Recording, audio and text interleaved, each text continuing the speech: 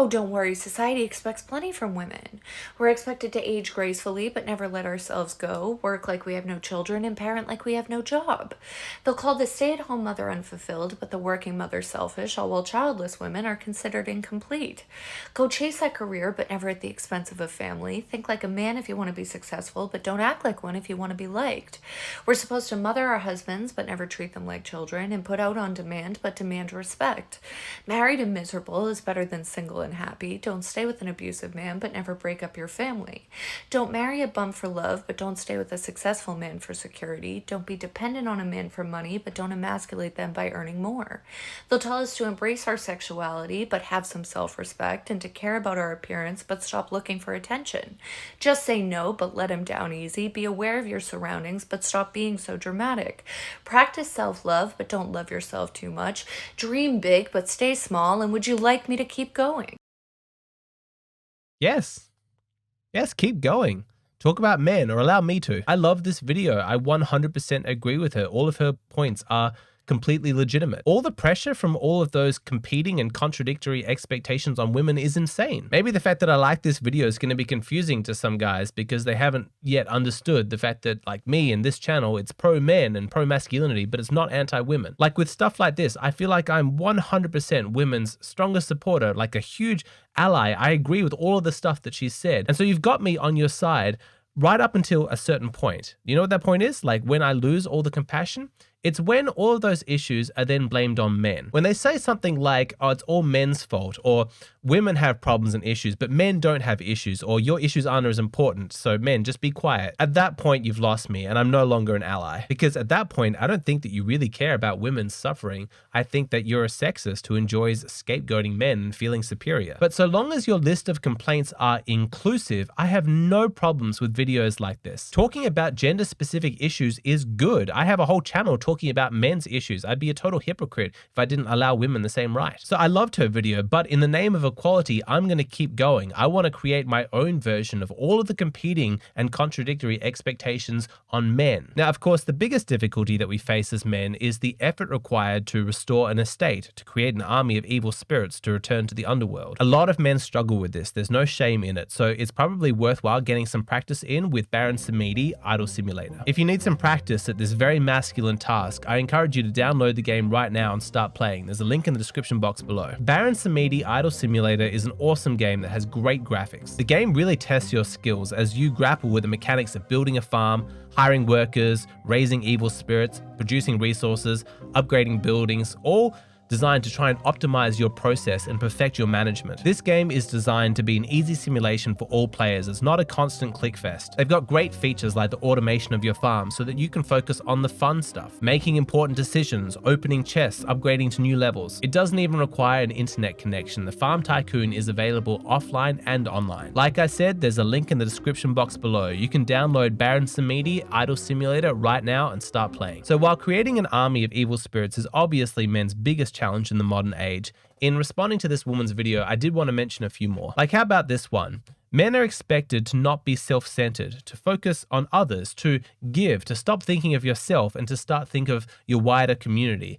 And yet, the moment that a man fails, suddenly it's all on him. It's his responsibility. Give, give, give. Look after other people. That's your responsibility. Oh, now you failed? Okay, well, that's on you. What are you doing pointing to outside circumstances, blaming others? That's not what a man does. The moment that a man fails, he's told that he needs to take responsibility. We have this system where it seems like there's socialism for everybody else, but with regards to a man's failure, suddenly he has to think of himself as a radical individualist. When women fail, it's men's fault for not supporting her. But when a man fails, it's also his fault. Adding on to that, there is so much shame for any man who judges people based on their group identities. You can't be prejudiced against racial minorities, women, people with a different sexual identity. Men are told that we can't judge anybody by their group. That's completely wrong. But at the same time, we must somehow be okay with everybody making stereotypes about us. Collective responsibility for other groups is disgusting and shameful, but collective responsibility for men is completely fine. We have to stomach that. It doesn't matter that I'm not a patriarchal abuser, that I'm never violent with anybody, that I've never been sexually inappropriate with anybody.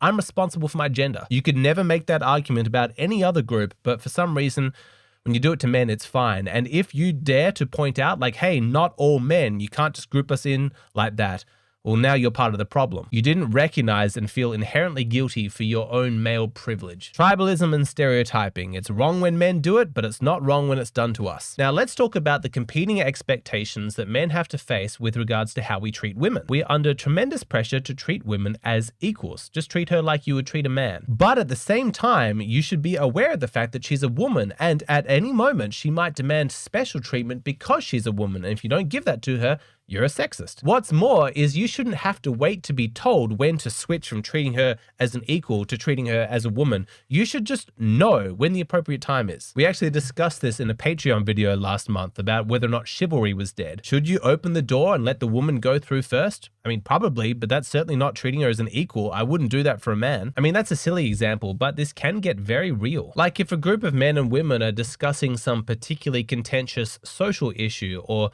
political event, they're sort of discussing it with each other. Now, as men, we might fiercely disagree and argue with each other. That's what we do as guys. But if there's a woman there and she wants to be treated as an equal, are you going to go at her with the same force that you go your fellow man? She'll say, you're being a bully, you're being aggressive. Well, actually, no, I'm just being a regular guy speaking to you as an equal. I've seen this referred to online as Schrodinger's feminism. Like you never know what her identity actually is in the moment until you've already made that mistake. You know, you've gone too far. Is she an equal? Is she just a human being? Or is she a woman? And you better damn recognize her as such. This whole equality thing, it's really confusing for men. They don't know exactly how they're meant to act. A woman who says, you just got to treat us like equals.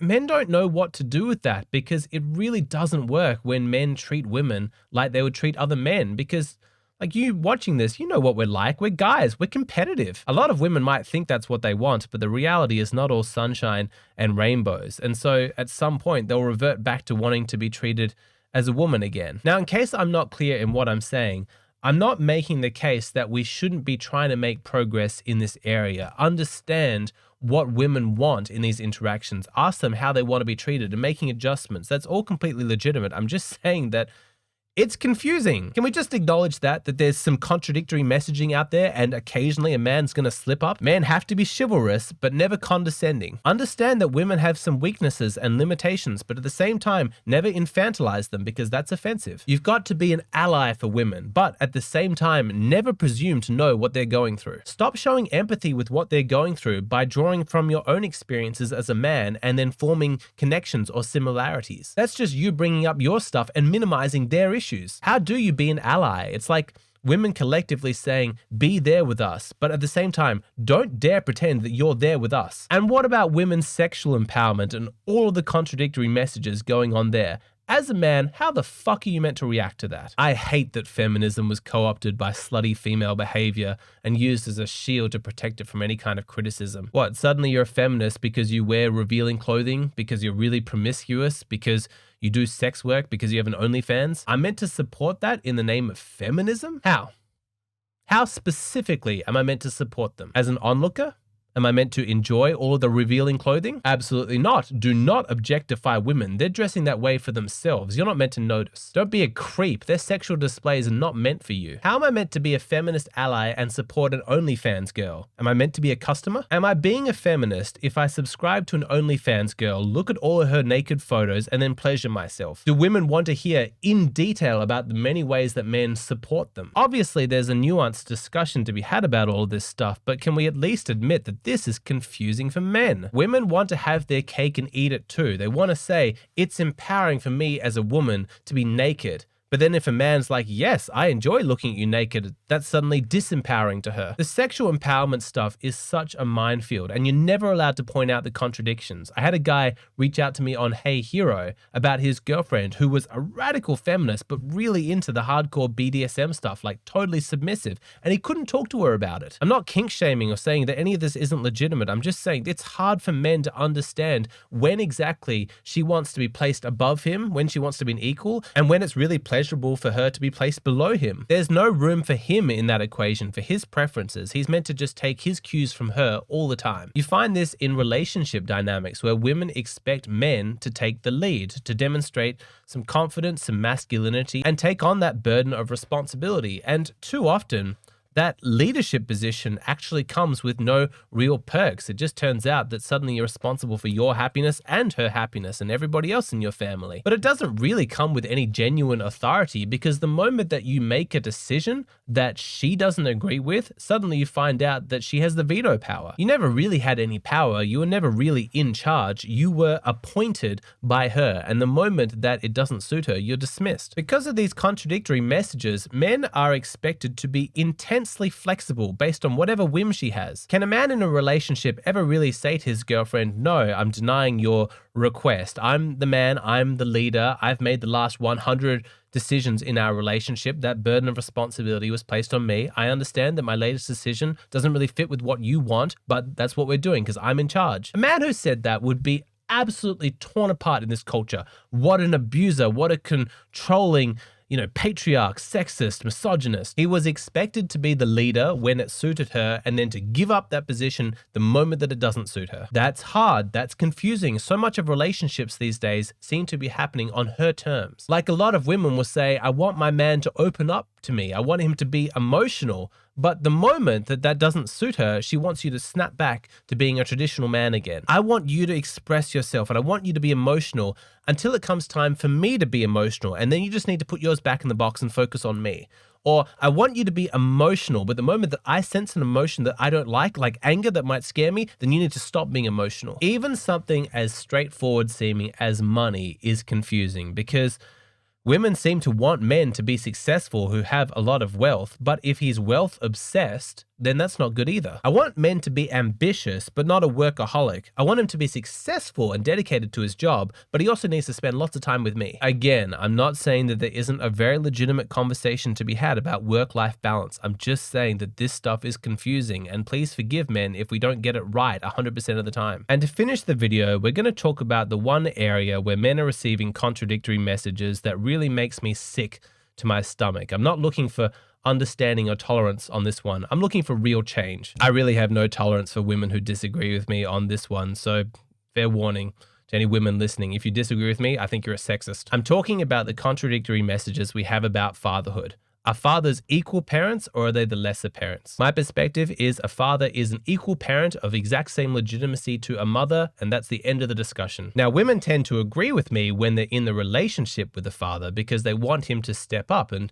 help out, help out with the children. They're your children too. I want some alone time. I want to go see my friends. I want to have a career. It's time for you to step up and be a dad. We're in this together. It's all meant to be equal. Yes, she's very much in favor of treating the father as though he's an equal parent while it suits her. But the moment that the relationship breaks up or they get a divorce, she's the mum and she's the real parent. You're the sperm donor. A father is not a real parent. If he's lucky, he gets visitation. She, as the mother, grants him the right to see his own children. Visitation for your own children? What the fuck is that? They are his children as much as hers. 50-50 custody split should absolutely be the default unless there are exceptional circumstances. Do women have any conception of how confusing this is for men to be told that as fathers, you are the equal parent and you need to step up, and then the moment that she decides she doesn't want to be with you, you're meant to just accept the fact that you're the lesser parent? It's called motherhood entitlement, and it is a disgraceful stain upon the morality of our society. That got more dark than I intended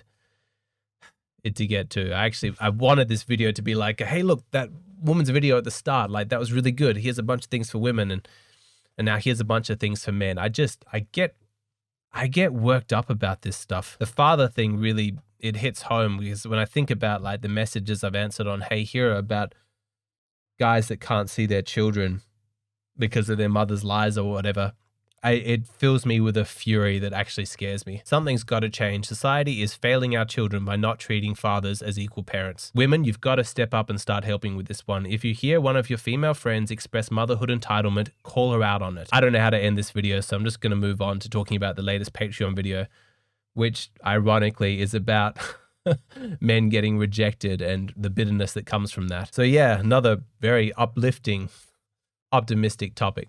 Well, it can be. Look, the video itself actually, even though the title and the topic is a little bit tense, I think it's quite an uplifting perspective that's offered in the video. I talk about the lessons to be learned from rejection, the proper mindset, but also strategies on how to avoid rejection. If you're somebody who doesn't feel like you have a very balanced emotional response to feelings of rejection, you're going to get a lot out of this video. It's available for my Patreon. That's where I've got a whole bunch of exclusive content. It only costs $5. I've got hundreds of amazing videos there. We have an amazing community.